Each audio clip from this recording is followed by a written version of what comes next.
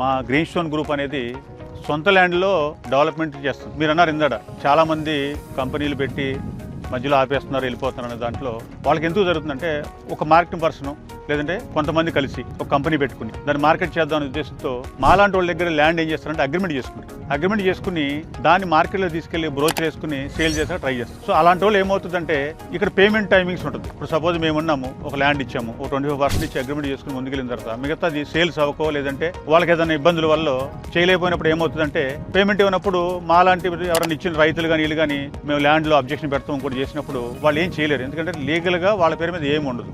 So only agreement మీద registration చేయాలంటే కుదరదు. కాబట్టి దానివల్ల కొంతమంది ఇబ్బందులు పడి వాళ్ళు వెనక్కి వెళ్ళిపోయినట్టు తప్ప ఎస్పెషల్లీ మేము గ్రీన్ స్టోన్ గ్రూప్ అనేది ఏంటంటే సొంత ల్యాండ్లు కంపెనీ పేరు మీద కొని ఇప్పుడు కొన్నాయి కాదు, ఈ నెల క్రితం 6 నెలల క్రితం కొనడం కాదు, కొన్ని సంవత్సరాల క్రితం కొని వాటిని డిడిసిపి అప్రూవల్ తీసుకొచ్చి డెవలప్మెంట్ చేసి మీరు చూస్తున్న డెవలప్మెంట్స్ కూడా ఆల్మోస్ట్ 70% 80% కంప్లీట్ చేసిన తర్వాత వెంచర్ లాంచ్ చేసాం మేము.